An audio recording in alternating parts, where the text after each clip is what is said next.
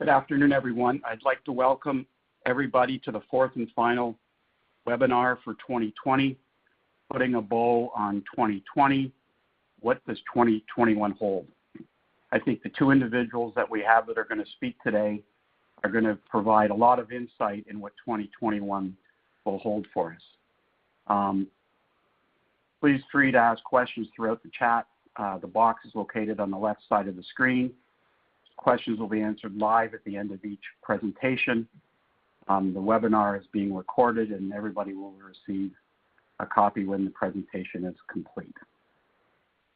The first speaker we have today is somebody I met 35 years ago at Arthur Andersen.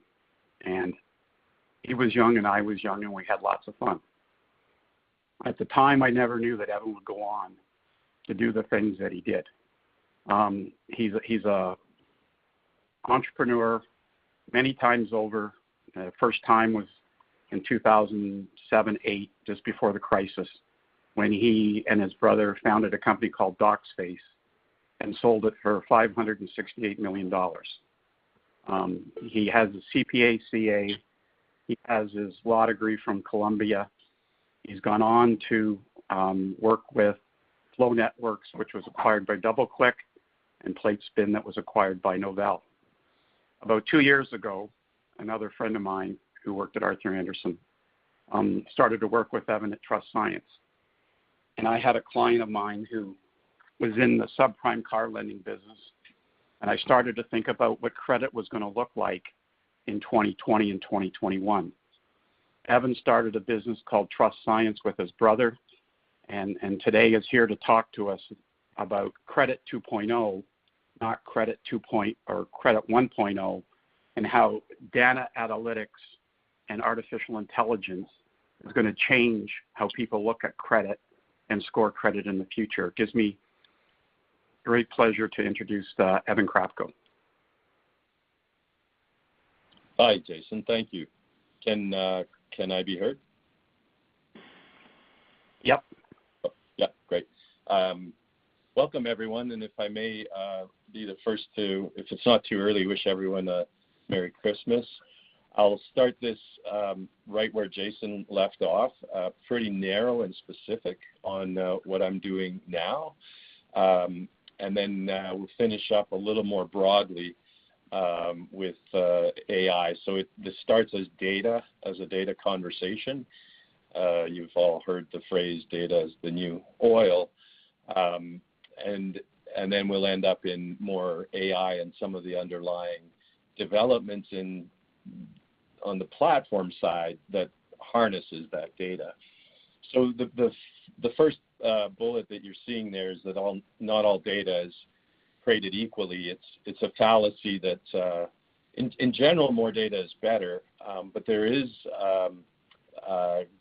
are gradations and quantities or qualities and types of data that make a difference. And in general, when talking to a business that's based on data, really important that you're talking about data that's close to the decision that wants to be made. So it may or may not be helpful to know the price of tea in China if you're trying to make a decision closer to home that has nothing to do with tea or China.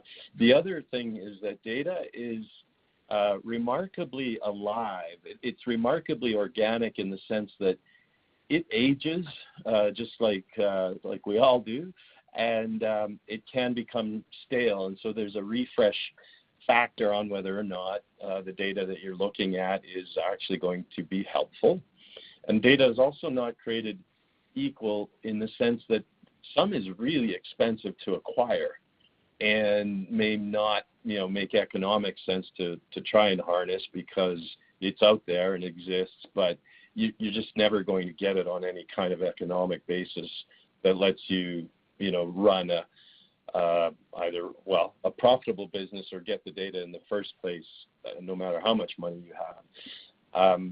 There's another concept that has to do with data reinforcing other data, and at that point you get a little bit meta, but it's the phenomenon of corroboration, and sometimes you can fill in the holes. You can make extrapolations and so on given the right ingredient sets of data. So you may not have the actual data that you want, but if you have 2 or 3 other ingredient sets, you can essentially create a virtual set of data that answers the exact same question that you're trying to achieve. The Credit Bureau 1.0 reference is to FICO and other brand names that most of us have heard of, Equifax, Experian, or TransUnion.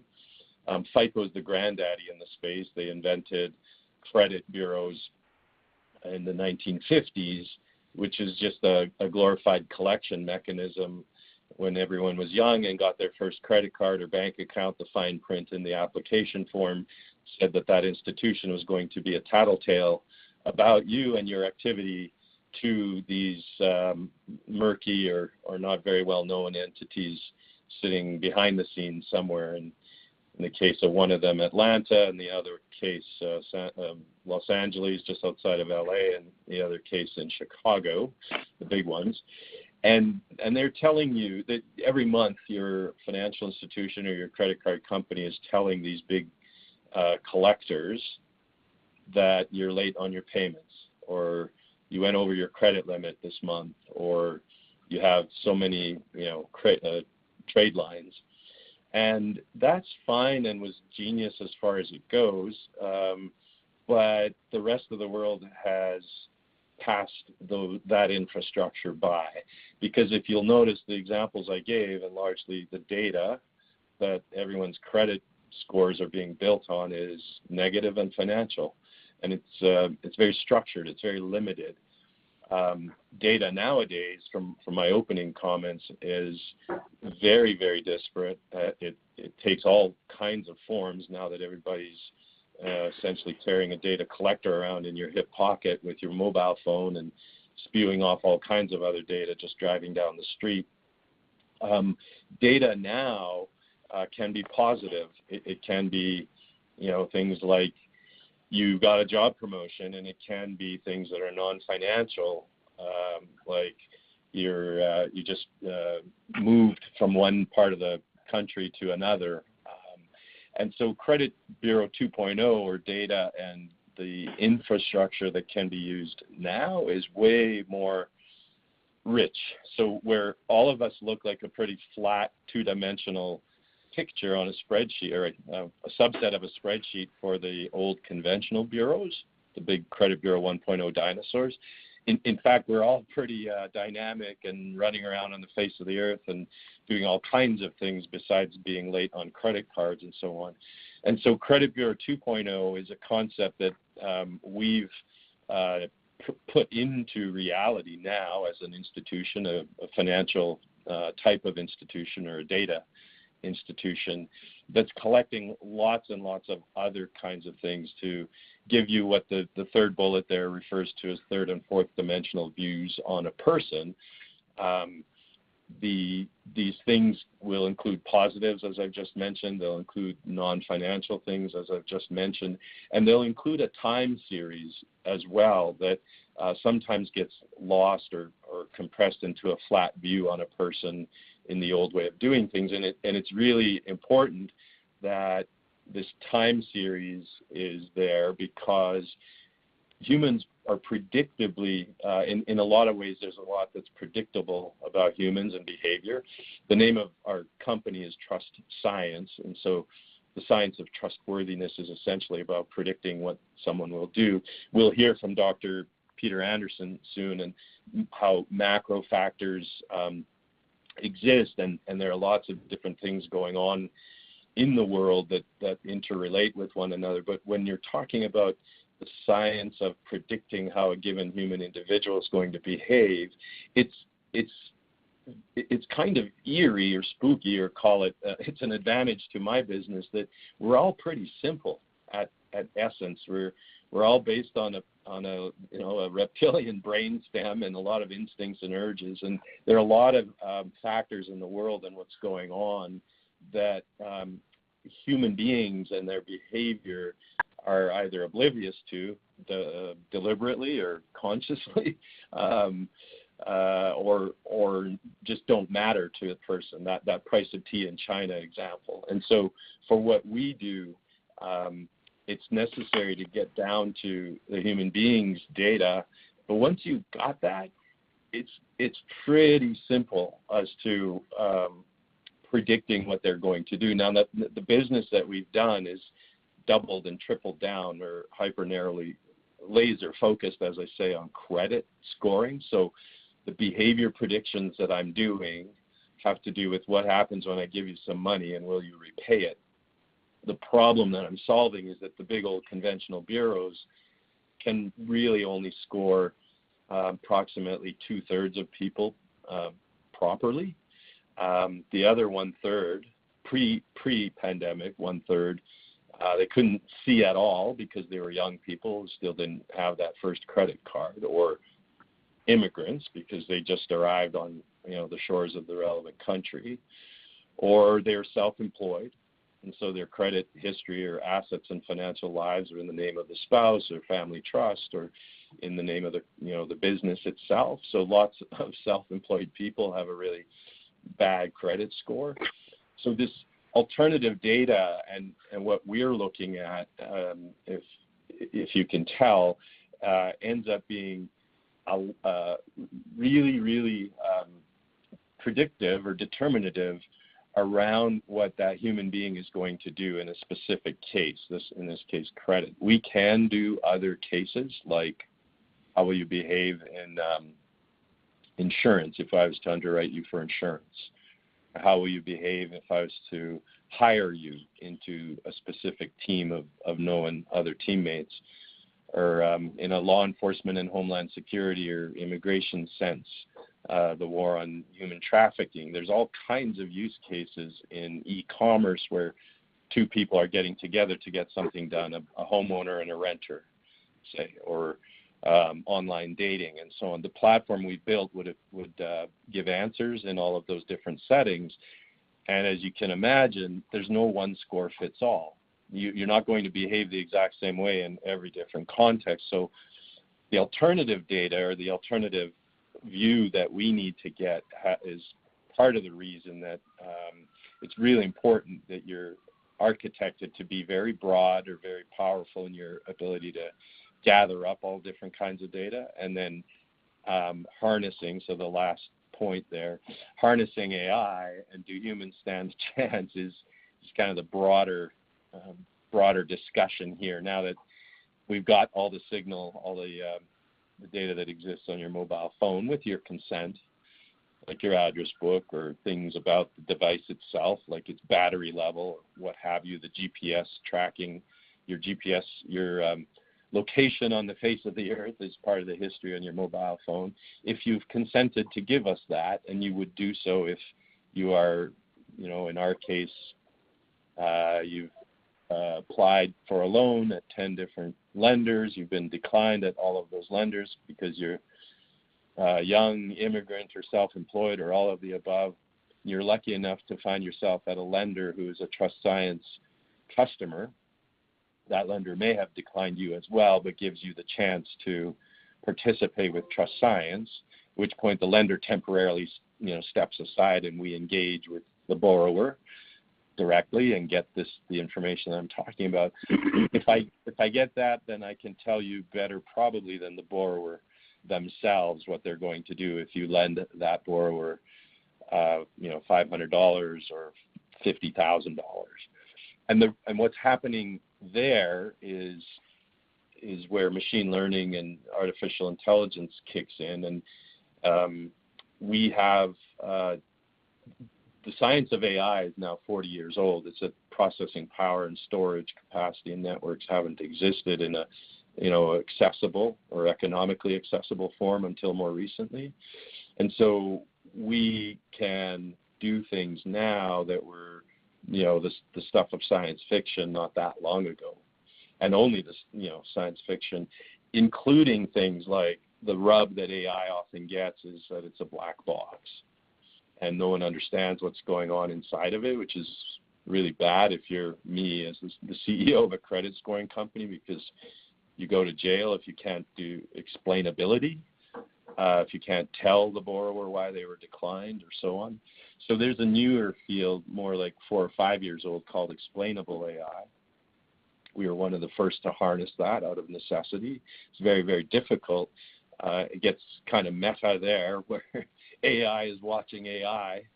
But there are things going on now, and this is a well-read group of people. Probably many of you have heard of what the Billionaires Boys Club in Silicon Valley threw together, Open AI initiative. And one of the more recent outcomes of that they've published is GPT-3. It's a tool that's gone and looked at reams and reams, unimaginable amounts of data to come up with an ability to generate language, generate a content based on simple initial instruction. So you can say what you'd like to say, what kind of story you might like to tell, and then let this GPT-3 engine do its thing, and it creates the story in your voice based on very little input, like 2 or 3 or 4 sentences. And that may or may not be terribly interesting, but when you realize the following, it starts to get pretty spooky pretty fast. Programming is just a language. And so what one clever person has done already to prove the power of this AI or power of GPT-3 is you describe some piece of software like the address book on your mobile phone or your email system, and then you show GPT-3 that code, okay, so it learns. Then you can give it another 2 or 3 sentences of some other kind of application that you would like, and this GPT-3 engine generates programming. So you've now got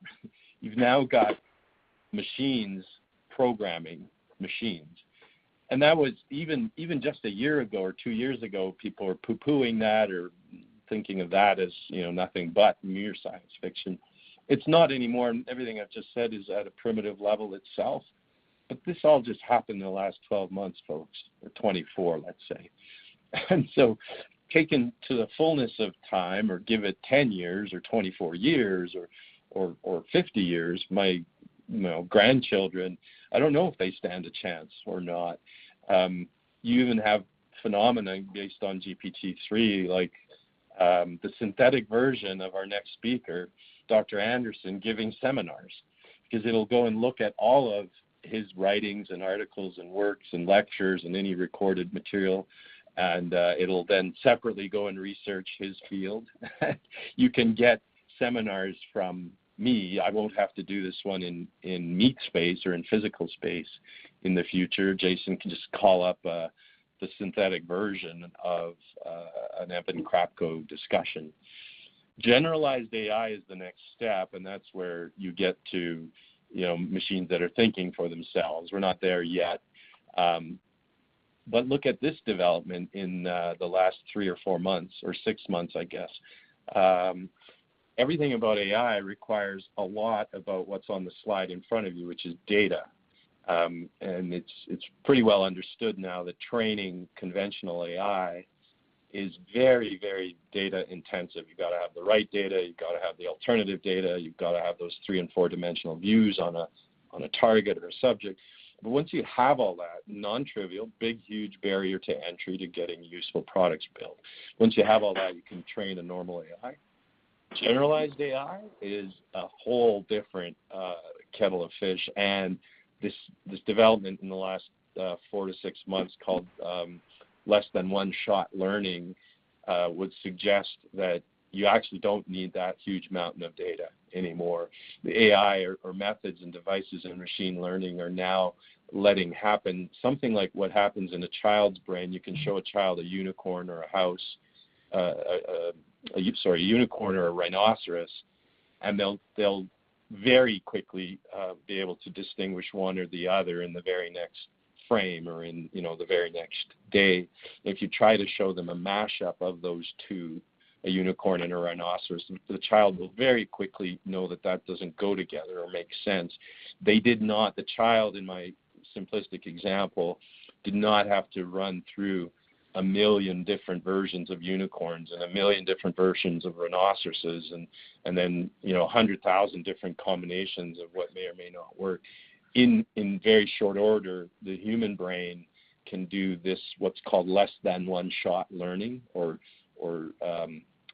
low shot learning. You don't need a million shots of a given image to learn on it. And so we're seeing some developments there that make me wonder if humans stand a chance, in part because also, don't forget that the other advantage that the machines have we don't is that they don't forget, or not in the way we do.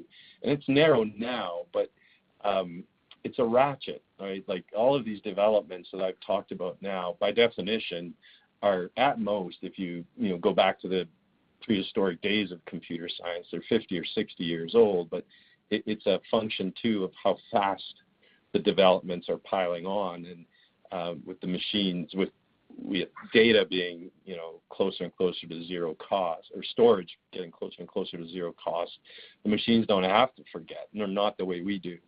And so when you look at time frames and human ingenuity, yes, technology gets used for good or often gets created for good. There's always the bad guys you have to worry about, and it's the radar speed trap dilemma. One set of technology develops, and then the blockers or the detectors get developed, and then the new set of technology gets developed for detecting speeders, and so on. It's kind of cool. It's kind of never ending. I think it will always be thus with respect to human ingenuity. But I'll leave you with the following observation, just from where I sit, and it's that learning and mechanical predictions and all of the examples I've given so far are pretty cut and dry. They have a you can put your finger on it, but the place where all of this goes to a whole nother level, and I don't know that I'll be alive to see it, and I don't know that I would want to,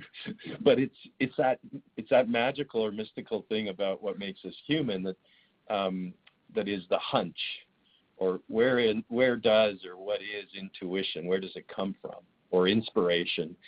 And that part of it was always seen as untouchable by the machines. There will always be a job for creative people. There will always be those the need for all of us for things that involve creativity or art and so on.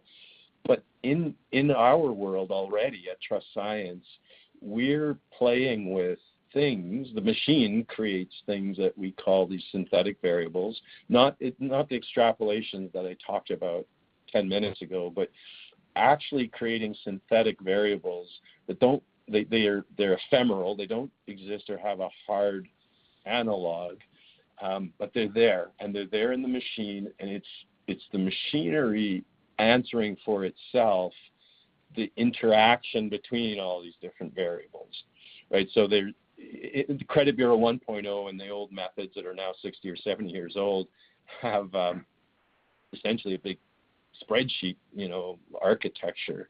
And so you you determine the 20 different things that are important. You fill in what value each of those variables has, and you total those up, essentially. And so whatever that total is your score. But what the AI and the machines are already doing or able to produce is, what are the effects among and between those variables, and how do they change when the value for this variable number 50,533 is X and not Y? And when you run that through to its logical conclusion, yes, there's explainable AI, and that's our hope as humans in keeping up with this stuff, but that too is going to be an arms race of device and counter device, or hopefully the good guys keep offsetting the bad guys. Do humans stand a chance? Yeah, I think so. We're putting this technology to use or to deploy in the way that our mission statement reads, which is Trust Science exists to allow deserving people to get what they deserve. So we're starting with credit. We're hyper narrowly and unapologetically laser focused on using this to do nothing but credit scoring.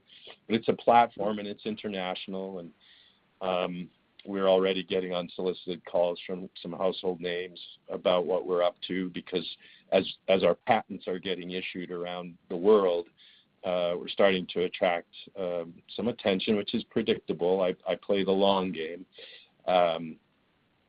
We'll be seeing and maybe reporting to you, or my avatar will be reporting to you next year, the continuation of what has been an absolute hockey stick in the growth, in the uptake of our scores. If you saw a chart of how many of these credit scores we're issuing every month, in spite of or despite the pandemic, we've gone up and to the right in an exponential fashion here in the last 12, 14 months. I'll finish by saying, I started this by saying that there's 1/3 of consumers who suffer being poorly scored. Well, the pandemic has made that nearly everyone, or 3/4, by some estimates, 2/3 of consumers are now, financially stressed. That's in developed countries. There is no system at all for scoring people in the third world. So I'm looking forward to harnessing everything that I've just talked about for the common good. But the humans stand a chance. I think it'll be a hybrid of us and the machines, and that's where I'll conclude. Thanks, Evan. Questions. Feel free to send your questions in. I have 3 or 4 questions that have been sent in already. The first question is, you talked about Equifax, Experian, and TransUnion. How will their role change on a go-forward basis in credit scoring and people granting credit? Yeah, those organizations, like others that were seemingly unassailable, in the history of mercantile commerce, you see a lot of folks where they have a franchise or a cash machine, don't seem nimble-footed enough. They seem to drag their feet in addressing or harnessing something that on the face of it looks like it's a threat or will cannibalize them. What we always do is the mission inside Trust Science is to have us obsolete ourselves, or have our technological children eat the parents, rather than having the enemy do so to you, or destroy you. I think that if you go to LinkedIn and you look at the titles, the job titles of some of these employees of the Equifaxes and Experians of the world, they have the word mainframe in them, which explains a little bit about why they're as rigid as they are. Necessarily, they're very stable, they're very large. I think part of the reason you only see them in a handful of countries, and not the way we've been architected to be in 195 different countries on the face of the earth, they're only in a few countries. Italy and France do not have a credit score. Germany has a bastardized thing called Schufa, which is essentially a glorified blacklist. I think they'll evolve. Here's the thing: they do have the data advantage. They do have all that data over a number, 145 million adult consumers in the U.S. I'm talking about one of the specific bureaus in particular that suffered a big, huge breach. That's how we all learned about how many records they have.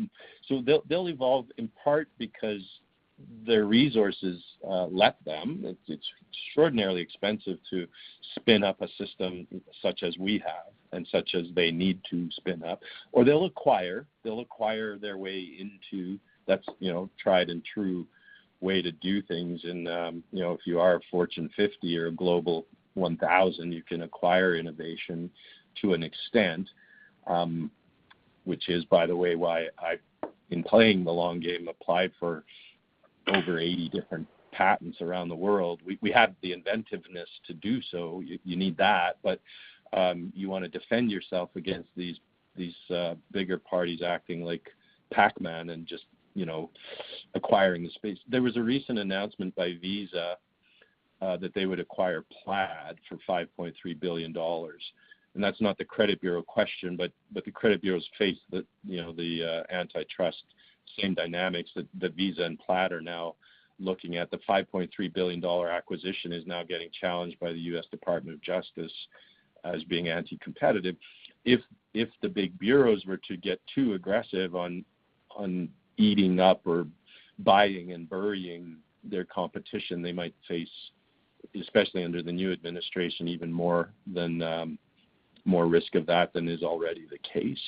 So I treat those folks as fearsome competitors. My team will all tell you I'm not only the dumbest guy on the whole team, but also the most paranoid. And there's Andy Grove who ran and grew Intel into the famous company it was, is also famous for his phrasing, "Only the paranoid survive." So I'm watching carefully. I've met with the C-level officers of each of the big bureaus. We know who each other are. I think that they have some issues in the not too distant future, and I think they would, as they have, and the specific one will go nameless to protect the innocent or the guilty, but they realize things like blockchain.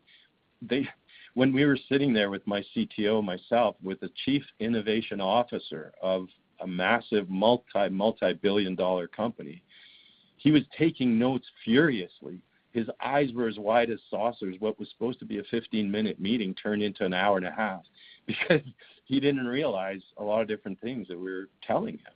And that was his job to do on behalf of his publicly traded, very large company. So I'm fearful, but I'm also not that worried about those guys.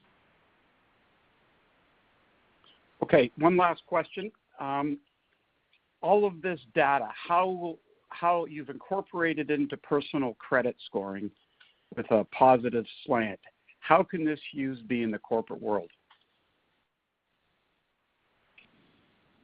How can I missed the couple words there right at the end? How can what? We focused on personal credit and scoring and positive slant. Would this type of data be able to be used in a corporate environment? Yes, absolutely. Two things. One, it's not necessarily positive. When I say let deserving people get what they deserve, some don't.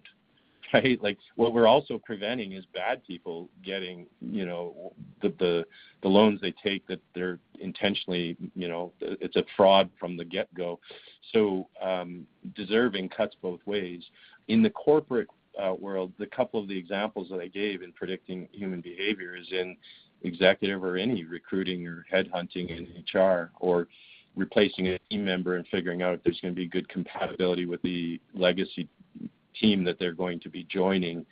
The new person will be joining. They're all the business use cases where we have the platform and it being generic. If you're an insurance company and right now the actuaries are the witch doctors who tell you how to run all the rest of the business, and rightly so. Someone has to be able to be making the predictions, but where your predictions are based at the atomic level on individual humans' behavior collectively, millions of consumers or what have you, your credit card company or just a retailer or a lot of different things.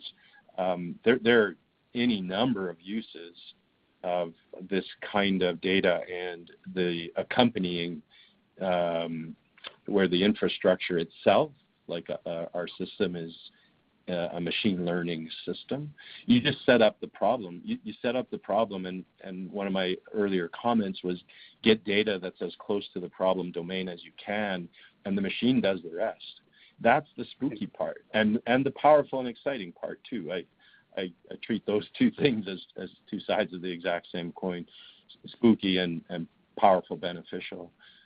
I think that there is a privacy issue, so we hold ourselves up to a pretty high level of compliance on that. In North America or in the Western world, we all enjoy a lot more of those protections than they do in some other countries and certainly in the third world. But if you've built a platform for the globe, as Trust Science has, you can drill into whether it's corporate issues or individual humans getting a direct benefit for themselves from us, which will come in the fullness of time.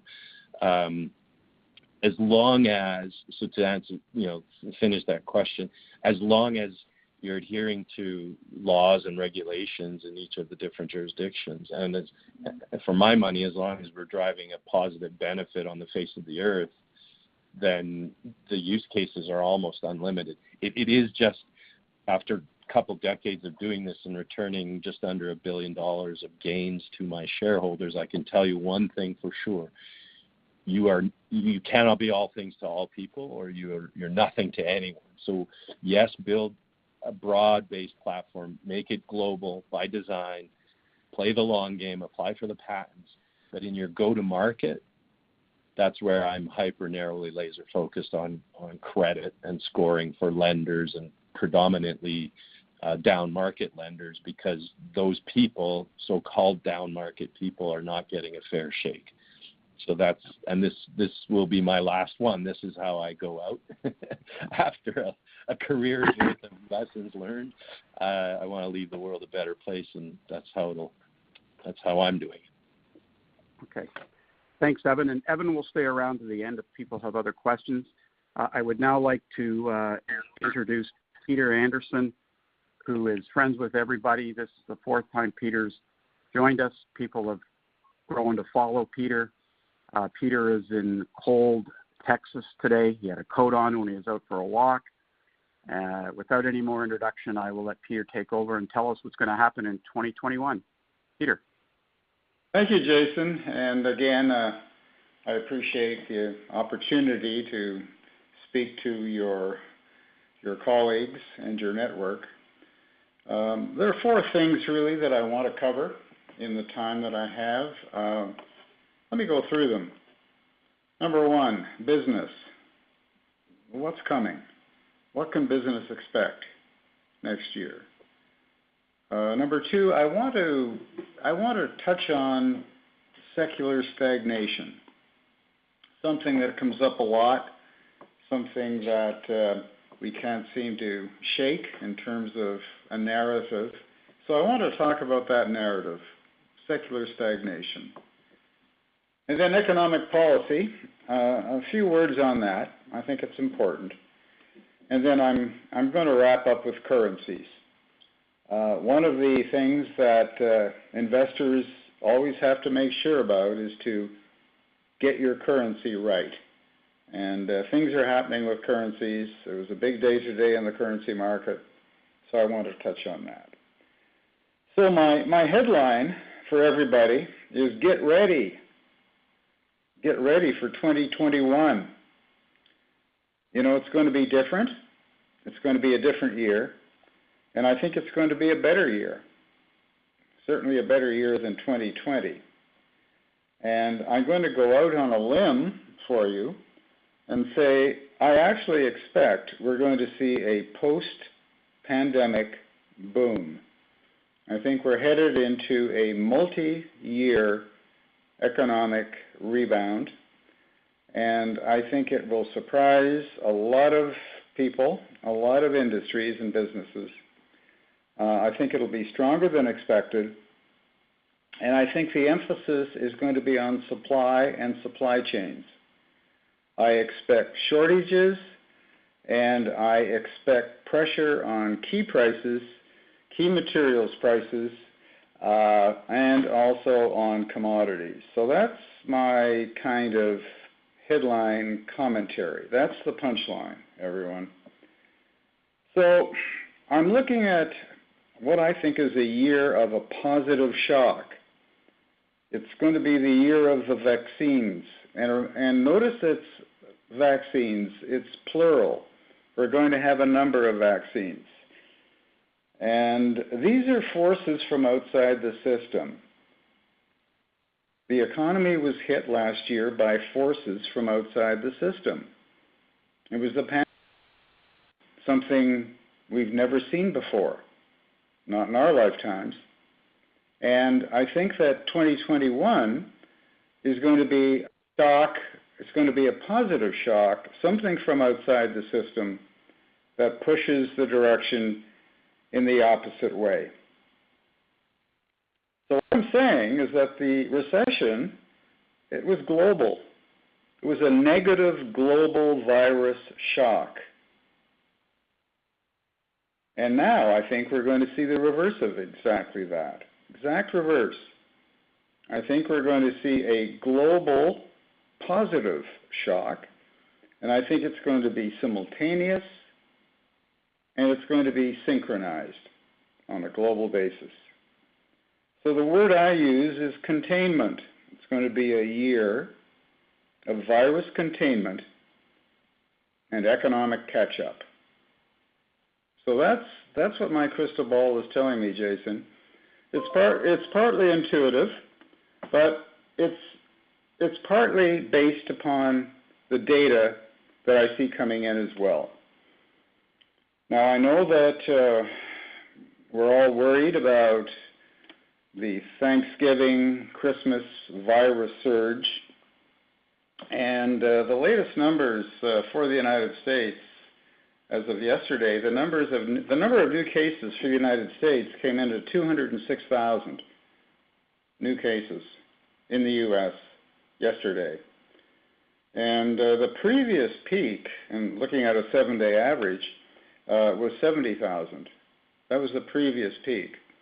It did go down in September to 3,000 territory, and now we're up to 206,000 in the United States in the latest daily number. So we're worried about that, but the economy is still looking okay. The numbers that I got in this morning, looking at purchasing managers in the United States, and this is almost real-time information. The surveys are collected late in the month. So the number that we got out this morning for non-manufacturing, it's still comfortably above the 50% break-even point. Came in at 55.9% for the non-manufacturing index. On Tuesday the 1st of this month, the manufacturing index came in at 57.5. Well, that's comfortably above 50. So it means that as of where we stand right now on December the 3rd, we're really looking at an economy in the United States that hasn't turned down because of this rise in virus cases. Now, what I'm hearing from a lot of my clients is that quarantines of workers are affecting production. These are quarantined workers that are not infected. They will be coming back to work in 10 days or so, but a big increase in the number of workers on quarantine. So this is causing some plant close downs in December and January that will affect the economic numbers.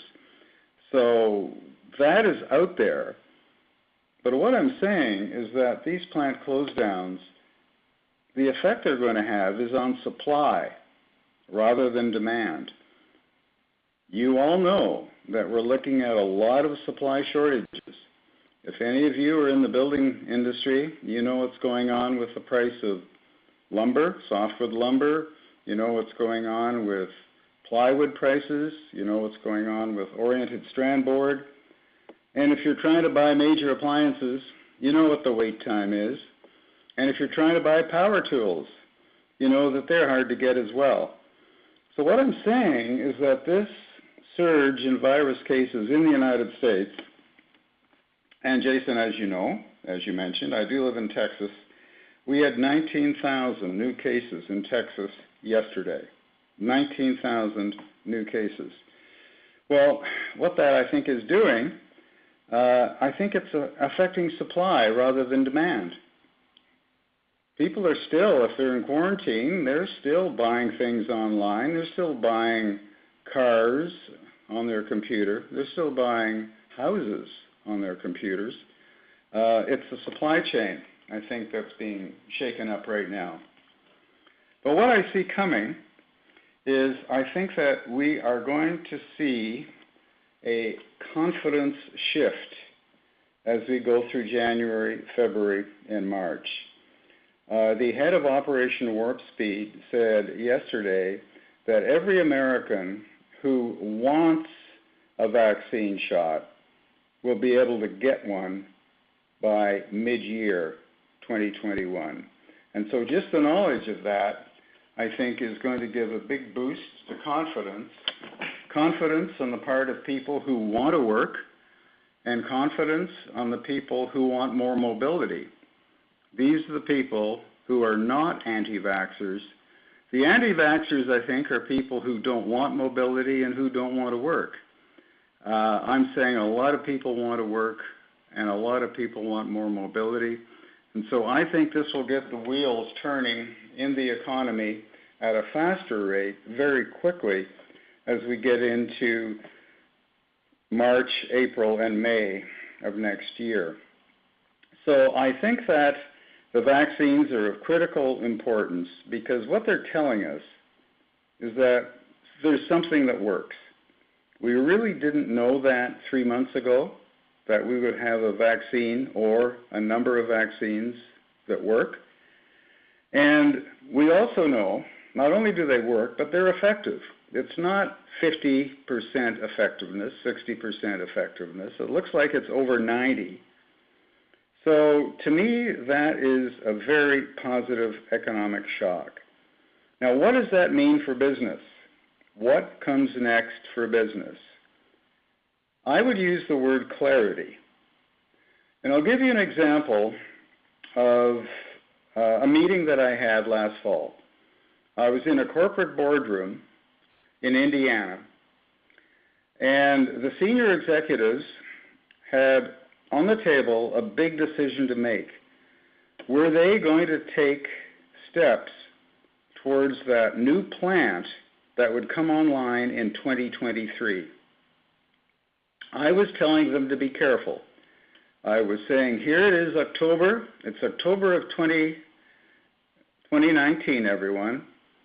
We know that this business expansion has gone on longer than anything we've ever seen in recorded history. In the last 164 years, we had never seen a business cycle this long. And if you're thinking about putting in motion the plans to bring on a plant in 2023, watch out. We could be in the middle of a recession at that time. So that's where we stood, basically, at this time a year ago. We didn't have clarity. There was a recession somewhere out there in front of us, probably not too far away. Now it's all changed.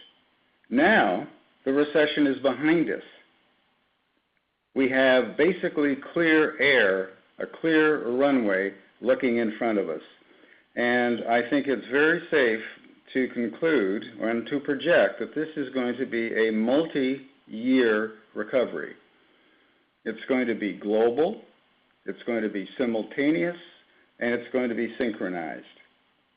So what I think is that we are going to see business investment plans now beginning to shape up for the 24 to 36 month future.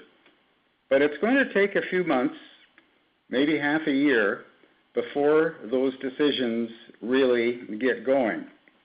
In the meantime, we need to have some help. And I think the help that we're going to get is going to be coming from economic policy. We're going to get a longer lasting stimulus than we normally get in business cycle recoveries. The central banks are using a new phrase right now. It's called average inflation targeting. Average inflation targeting. They are now targeting at an average inflation rate over a number of years. In other words, they're aiming at 2% inflation on average. Now, that's kind of interesting because over the last 10 years, inflation has never been able to sustain a 2% rate. It has hit 2% on a couple of occasions, but in general, inflation has averaged below 2% over the last 10 years. So it's going to get some doing to get inflation to average 2% looking ahead, because we've got a lot of ground to make up on. So it looks as if central banks are not going to raise interest rates, tighten the system, until their own internal economic forecasts are saying we are running a bit above 2%. I don't think they're going to be in that position probably until 2024 or 2025. So that's a good long run of stimulative economic policy from central banks. And now we have fiscal packages coming in the United States. In my last monthly report, Jason, I was able to give you the heads up that you shouldn't give up on a lame duck economic package in the United States. Let me give you a bit of a background on this. The fiscal year, as you know, in the United States ends September. Well, they weren't able to get an appropriations bill passed by the end of September. So what they did is they put through a stopgap spending bill, okay, to keep the government open after the end of September. And that stopgap spending bill expires on December the 11th. December the 11th. Today's the 3rd. So in order to keep the government open, okay, there has to be agreement on a spending bill. Basically, a longer-term appropriations bill for the current fiscal year. And I think the bargaining chip that will get agreement is going to be another stimulus package right now, sometime before the expiry on the 11th of the spending bill that we have. So I call it a skinny stimulus package. I don't think it'll be anywhere close to the $900 billion that Nancy Pelosi is talking about. I think it'll be a couple of $100 billion. And I think that what we're going to see is exactly what's needed to get an appropriations bill passed and keep the government open. Nobody in Washington wants to see a government shutdown. If push comes to shove, they might have to kick the can down the road a couple of weeks into January. They might have to put in another temporary spending bill. I don't think they want to do that. I think they'll want to come to an agreement. So I'm going out on a limb, and I'm saying that we get a skinny package, a couple of $100 billion, right now during the lame duck session. And then, mark down January the 5th, Tuesday the 5th of January in your calendar. That's when we have the two runoff elections in Georgia for two Senate positions. And it's going to determine how large President Biden's first stimulus package is going to be. You see, I expect another stimulus package to come out in February. The inauguration is going to be January the 20th. So I expect that President Biden and Nancy Pelosi and Chuck Schumer will be able to put together a package that will pass the Senate and the House and get presidential approval, and it will be put together in February, and we'll see it probably passed in March. Now, how big will that package be? It all depends on what happens on January the 5th in Georgia.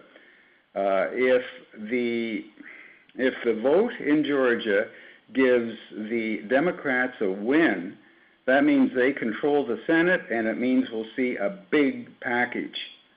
If they don't, if the Republicans hold on, and if Perdue and Loeffler, the two Republicans, win, it means that the package will be smaller. My guess is the Republicans do win, It's a coin flip. That would mean about maybe an 800 billion, 900 billion package that would be passed in February and come into effect in March. That would be added on to something like, the lame duck package would be in the neighborhood of 200 billion, 300 billion, then plus another 800, 900 billion in February, if we have a split government, which I think is what we'll see. Anyway, I don't think it's going to end there, because I think there is going to be something called a jump start package. A jump start package before the August recess. And I think that is when we are going to see the details of the tax legislation. I don't think there's any way that they would pass higher taxes in a March or a February-March package. It's too early to do that. The unemployment rate would be too high. So this would be a post-pandemic economic jumpstart package. How big is it, and how wide is the kind of range of policies? Well, that's going to depend on who wins the Senate, and it's going to depend on what happens on January the 5th. Nonetheless, I do expect to see a third jumpstart package before the August recess. Has to be before the August recess because they don't reconvene until the first week of September. So I think we're going to see some big economic stimulus coming. And I have to tell you that I'm kind of pleased that Janet Yellen has been named to be Secretary of the Treasury. When she was the head of the Federal Reserve, she made it clear that it would be a good idea to run the economy on the hot setting. Let the economy run at full employment for an extended period of time. That is the kind of mentality and thinking that Janet Yellen has. One of the reasons for that, and she made this clear in some of the statements she made a couple of years ago, was that it's a good way to deal with the inequality problem in the United States. Have a long run of the economy at full employment. So there you go. What I'm saying is that we get a lot of help from the stimulus packages helping with the economic catch-up and the virus containment good news. Now, let me just mention secular stagnation. My forecast is just the opposite. I don't think that secular stagnation is going to be a problem. However, it's something that we always hear from economists as we are coming out of a very deep recession. One of the best examples of it was after World War II. Alvin Hansen, who was one of the leading economists of the day and a spokesperson for the profession, he was adamant that we were facing another economic recession, a fallback to the Depression era in 1945, 6, and 7. And of course, just the opposite happened. The idea behind secular stagnation is there's too much saving and not enough investment. Now you know that the savings always does equal investment. But what I'm saying is that useful investment is different from just putting your savings in your mattress. So the idea on secular stagnation is that we have a glut, a savings glut, and nothing to do with it. There isn't enough useful investment on the other side. So what I'm saying is that it's going to be the government that provides the alternative to useful investment in the near future. For the next 2 or 3 years, it's going to be big government spending. And basically, that's how we pay for it. It's the government spending programs which are big and over the top. You might not like the composition of them, but as an economist, I'm quite happy to have big government spending take the place of useful investment spending in the near term. Now, again, going back to my example of that plant in Indiana, government spending is going to be there, sure, come 2022 and 2023. I just want to get there first. And I think that the kind of government spending that we're seeing is going to guarantee that secular stagnation is not really part of the outlook. So let me just make a comment now on currencies. What I'm saying is that the risk landscape is now completely changed. I think we're looking at a simultaneous global economic recovery in 2021 and 2022. We're looking at widespread economic catch-up.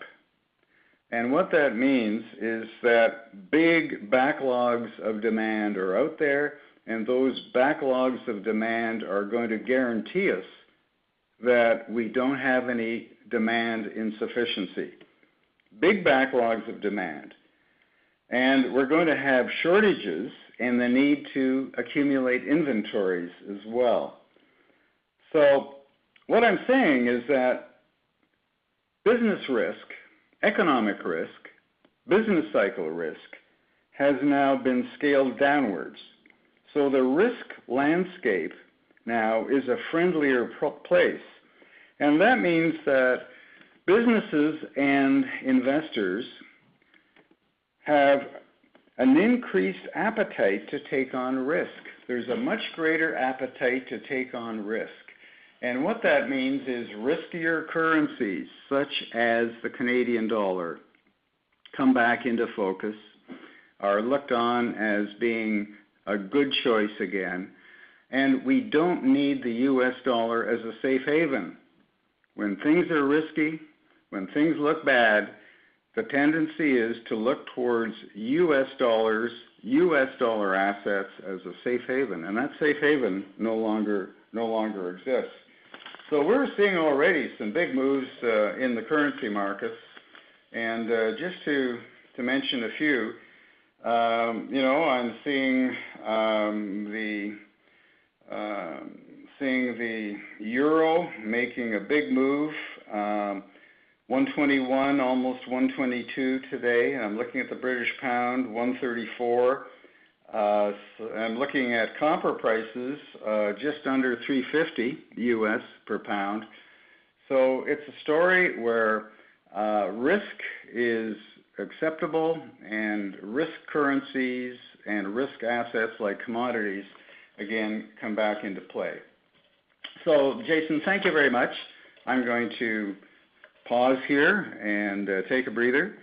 That's basically my story, and it's changed quite a bit from the last time when we talked. I think we have clarity, and we have much more confidence now that we've turned the corner, and we're looking at a multi-year economic expansion. Thanks, Peter. 3 or 4 questions. The first one is, now that we have clarity, what happens when the vaccines are started to be distributed if there's a negative health impact from those vaccines? Well, if there's a negative health impact, you mean if somewhere out there in the millions of people that take the vaccine that some people get sick? Well, in the law of large numbers, I suppose that's going to happen, Jason. If this is 95% effective or 94% effective, in the law of large numbers, if you have enough people around the world who take the shot, there are going to be some people who still get the virus. And how are they going to administer the virus? How are they going to make sure that the people who get the shot don't already have the infection? They might not have a temperature, they might not have any symptoms. How are people going to be tested before they get the shot to show that they have not already become infected before the shot is administered? Sure, there's logistical problems, but I'm thinking that approval by the FDA for emergency use authorization, and that is coming up next week on December the 10th, as I understand. With Britain having already approved the Pfizer drug, it seems to me that how many thousand test cases do we need? For sure, when you get up into the millions in terms of the world's population, there will be people who claim that the virus doesn't work because they were injected and they still got sick. Yeah, just a follow-up question to that is, I have watched clients who have gone through phase 1, phase 2, and phase 3, and the time that it took to get FDA approval. And I'm not clear that we are really sure what the side effects of this vaccine will be. Thoughts? Well, EUA, we're getting new words, new vocabulary additions all the time. Emergency use authorization is not FDA approval. Emergency use authorization has to be followed up by still a series of randomized testing.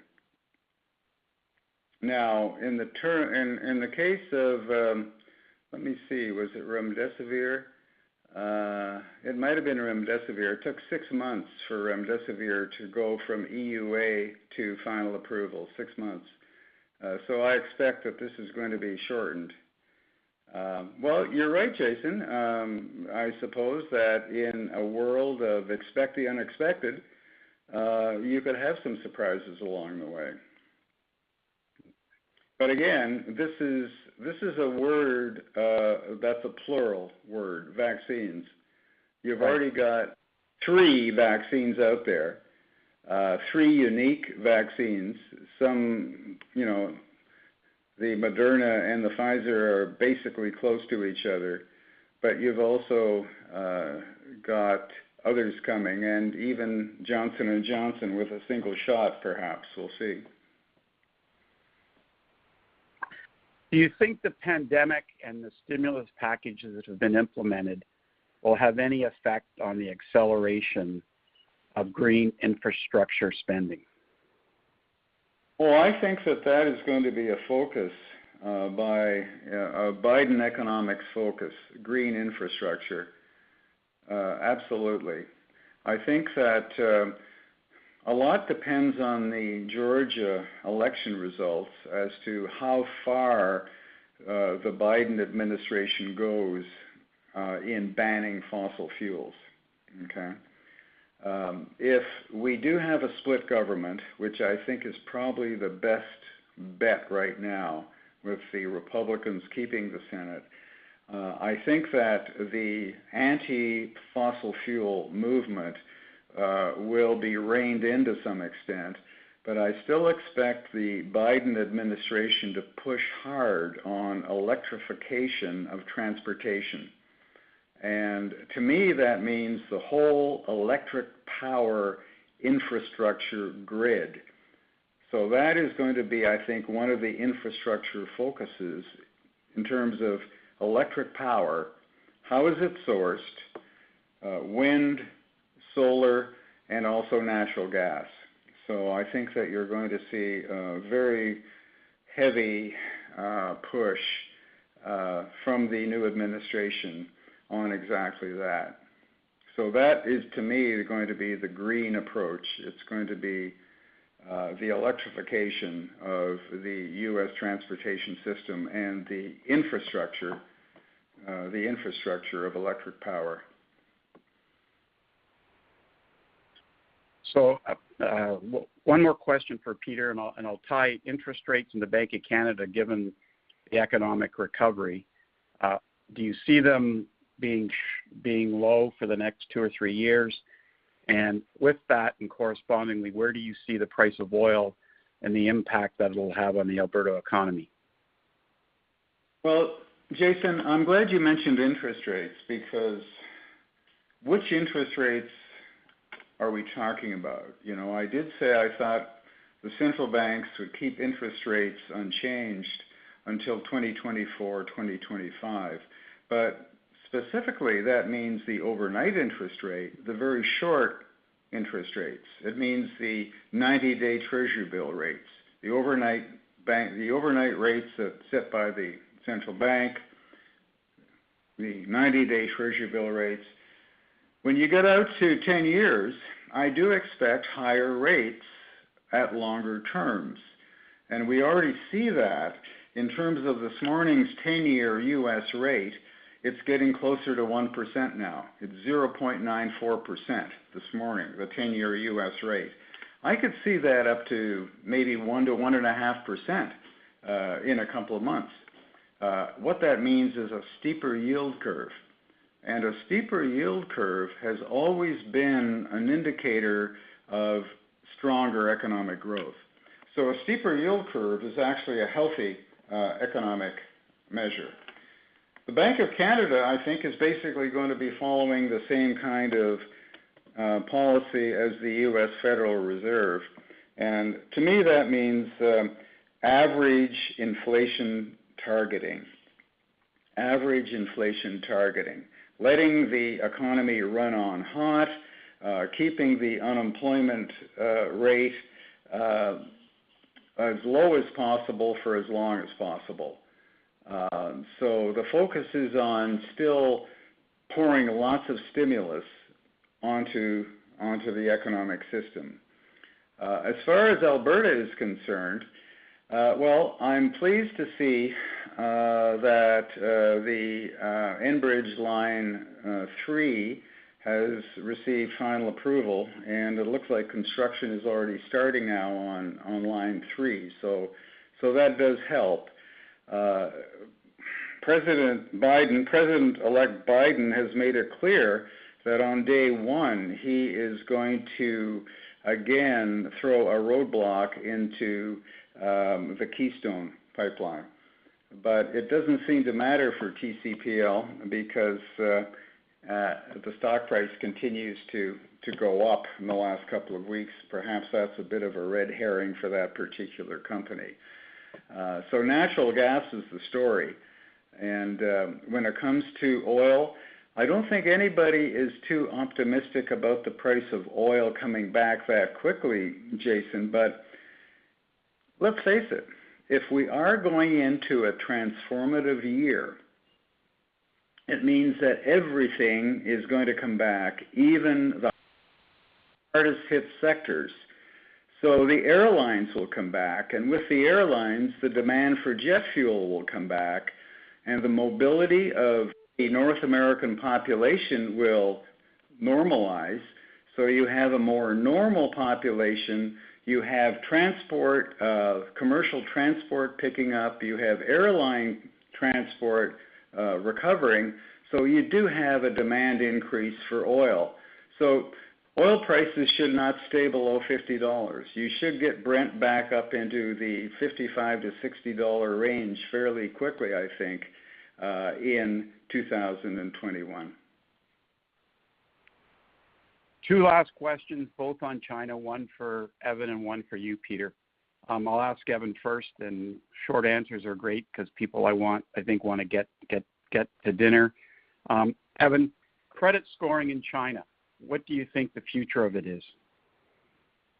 Their scoring is pretty fearsome. They have very few of the same privacy restrictions that we do, and they have a massively more penetration on all things, say digital or with your mobile phone. So whether you're young or self-employed or some of the other people that are hard to score over here, is much less of a problem over there for the people in charge of the scoring infrastructure. Ant Financial comes to mind. We would be direct competitors with them if we were over there. It's one of the reasons we got patents in China, now 4 and several more pending.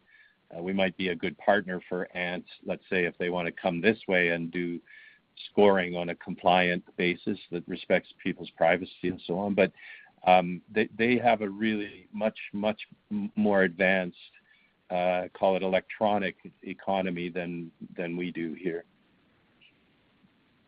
Okay, and the last question, Peter. We've spent all this money in the last 12 months. We're going to spend more, as you indicate, from a stimulus perspective up until August. How were the North American governments and the North American people and our kids going to pay for all this? I figured you might ask that. Well, for one thing, we're going to monetize it, and we're going to keep money cheap. Money supply growth in the United States is unprecedented. It's 24% over the last 12 months with M2, US M2. So basically, it's the central bank is buying the government bonds. And how are we going to pay for it? Well, I guess it's going to be paid for over a long time, Jason, and I think it's going to be paid for in the end with inflation coming back around mid-decade. So my guess is that by the time we get out into 2024, 2025, inflation is going to be much different than in the previous decade. It won't happen right away because it will take some time to get the unemployment rate down. The inflation that we're seeing right now is in very targeted, specific commodities such as lumber, softwood lumber, looking at things like aluminum prices, iron ore prices, copper prices. But these are leading indicators for what might come a few years down the road.